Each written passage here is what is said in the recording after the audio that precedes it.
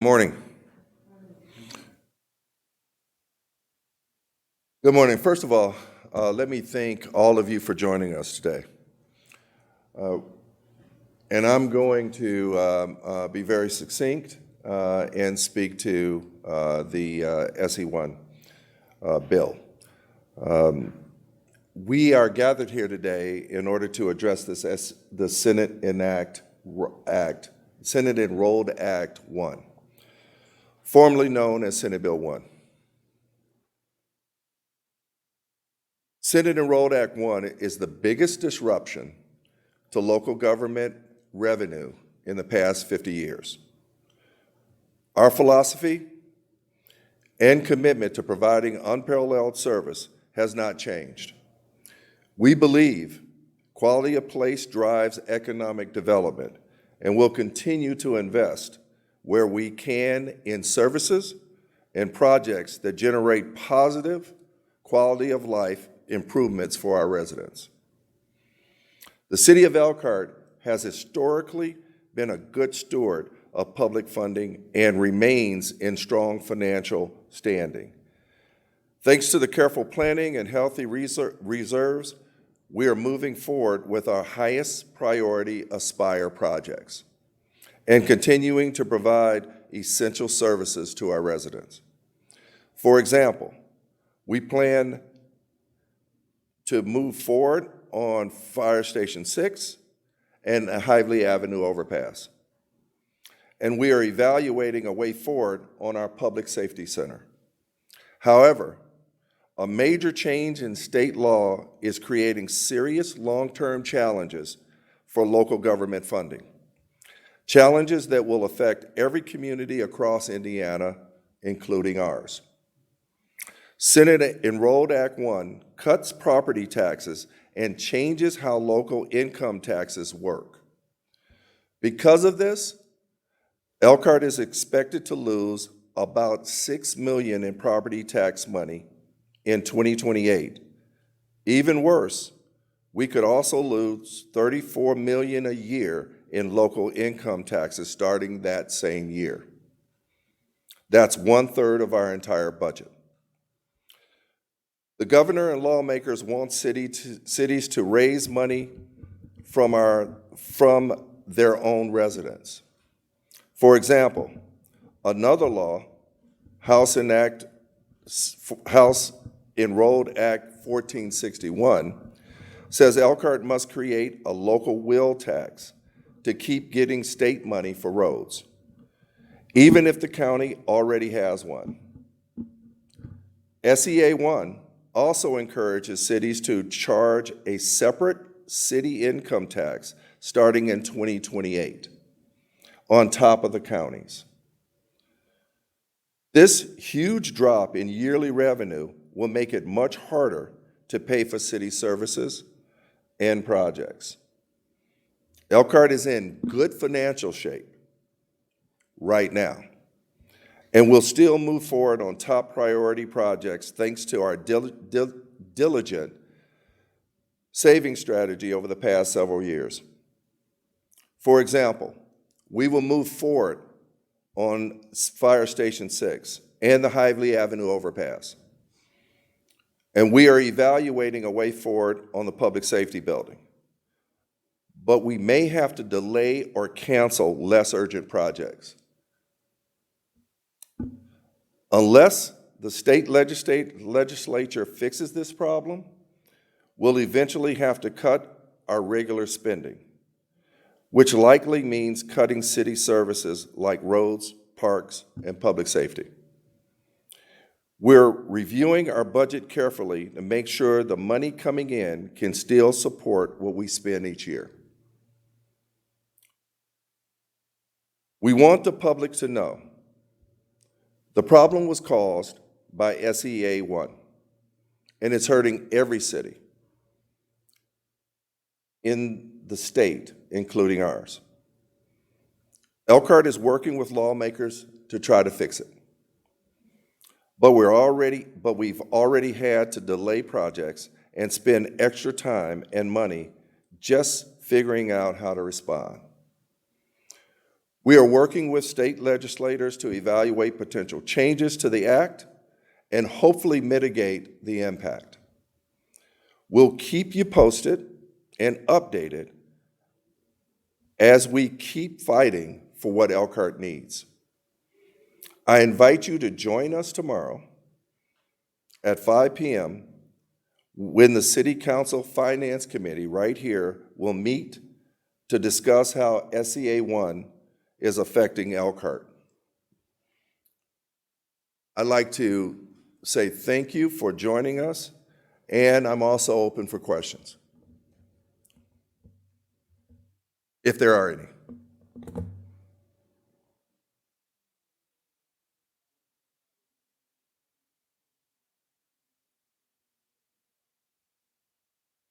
Well, the ones that we're working on right now, and I just mentioned, we had a funding mechanism in place for the public safety facility that we've had to delay until we have a better understanding of how the local income tax relationship is going to work.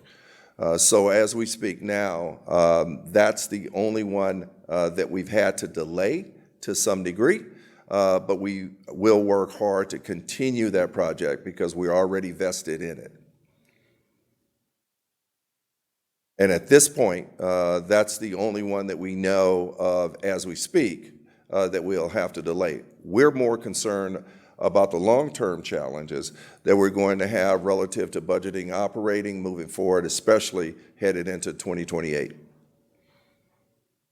Anything you'd like to add to that? Good.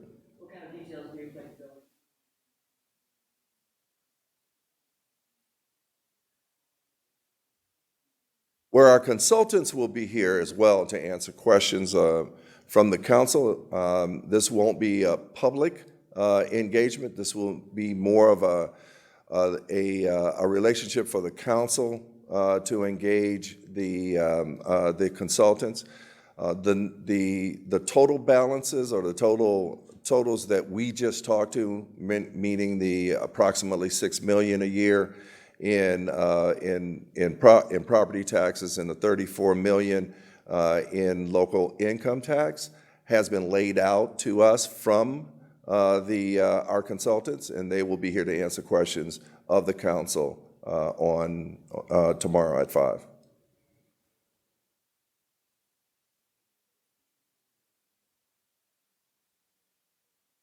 What kind of, I'm sorry? There are multiple different options that have been laid out to us in relationship to how we will go about looking at these reductions in our budget. We're going to look internally, obviously, at how we manage our budget and how we execute against it, against the shortage of revenues that will come in. But we're also going to look at whatever fees are necessary, because we have rising costs that are going to be associated with the years to come. How do we manage those rising costs? How do we share that with our residents? And so what makes sense, what doesn't, in relationship to the community's ability to be able to absorb. We're going to absorb as much as we possibly can. We want to continue to make Elkhart a progressive community moving forward, which is what we've been on a growth trajectory up until now, and we want to continue to stay on that growth trajectory, but this does not help. It actually makes it more challenging. And so with that said, we're going to look at every means necessary to continue to keep the kind of vibrancy that we've created thus far, but I can't specifically speak to where we're going to head. And as a matter of fact, there are still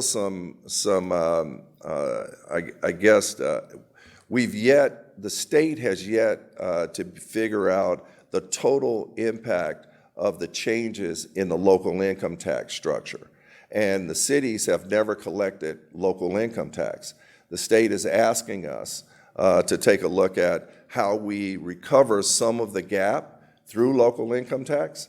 But the ability to be able to calculate it has not been completed so that we can get a fair picture of what that really means.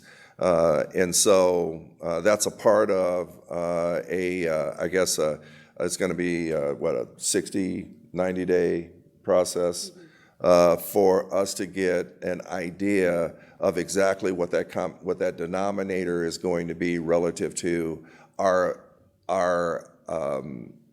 the total amount of income tax that resides inside of the city. So that's what local income tax structure is based on, but we've never collected it. The county has always collected it. So for us to be able to pick up what our county collects will take a minute or two for us to be able to have those numbers as a part of the calculation for a possible backfill, if you will, for the loss in revenue.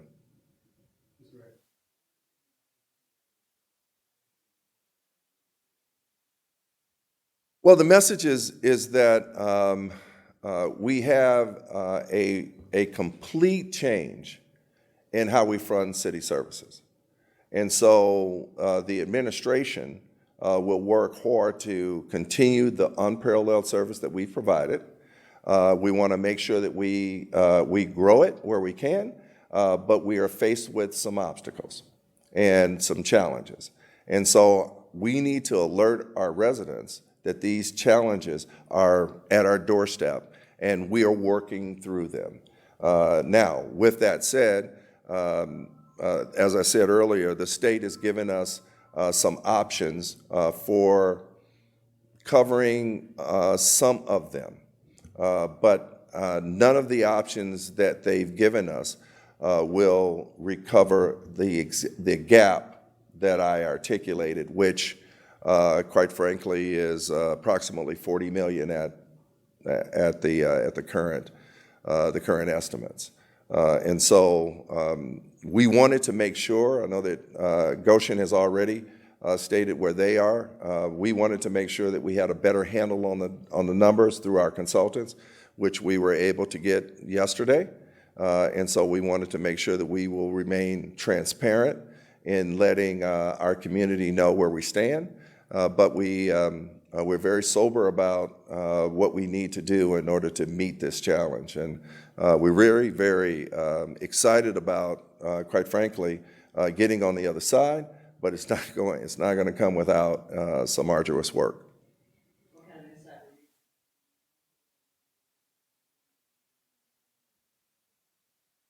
Well, the insight is that all of us are dealing with it, every one of them. It was on the lips of everyone, including the governor, who was here as well.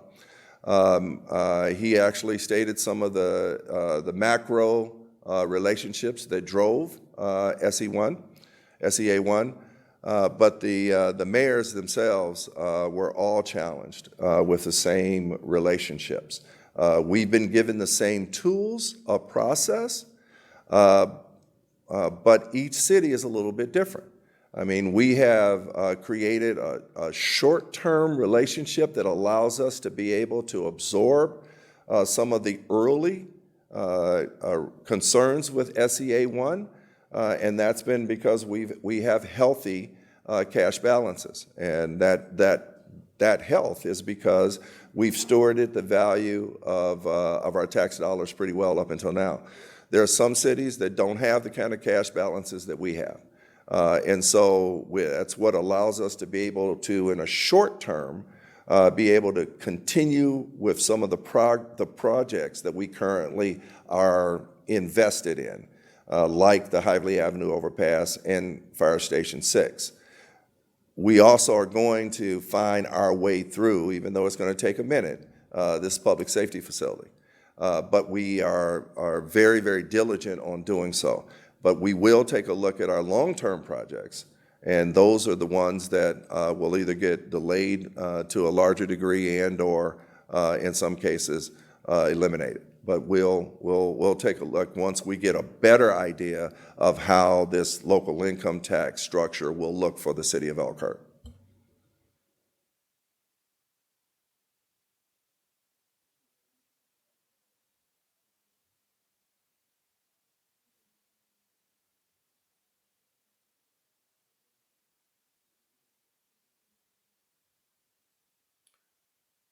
Well, it's twofold. One, getting a clear read on what our 27, 28, 29 revenue picture is going to look like.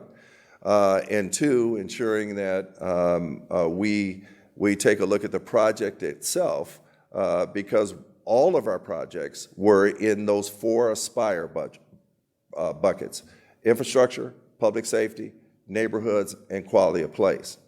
And so they were actually scheduled on a time frame of 24 to 36 months. And we were ready to roll with funding in place, with a level of investment that still allowed us to have a very significant reserve. But what's unfortunate is that obviously this digs deep into that space. And so now we have to relook at that schedule in order to ensure that our revenues are going to be able to cover what those projects have, or what those projects will yield. The other concern that we have is that the longer we wait or the longer we delay, the costs go up, especially for the capital projects. And that's one of the concerns that we're going to have to weigh out as well. There are supplies, and concrete goes up, steel goes up, asphalt goes up. And for our regular services that we deliver every day, there will be an additional cost. But we will be working on receiving revenue in order to handle that larger cost. And so we want to make sure our residents know that we're going to work every day to provide the services. To provide our ability to do roads, our ability to ensure that our neighborhoods are kept safe. But there will be a space where there'll be a challenge for our parks, for our public safety, and for our roads and streets. And so with that said, we will make sure that we keep everyone as abreast as we possibly can. We just can't say at this point, until we get a clear read year after year, what that's going to look like as we move forward. I wish I could. So you just got to touch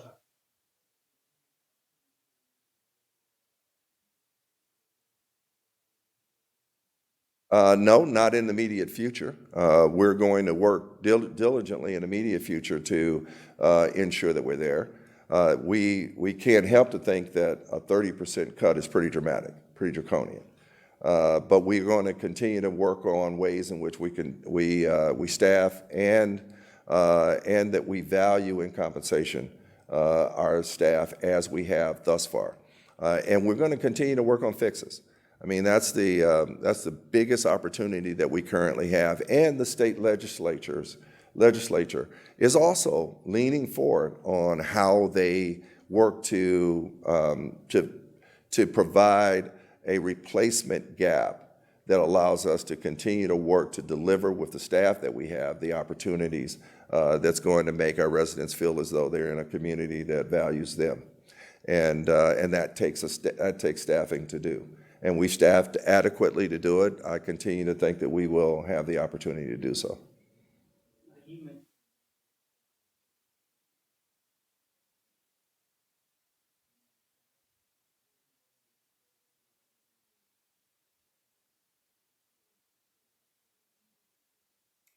I think a part of the discussion is, and are the things that we're talking about now.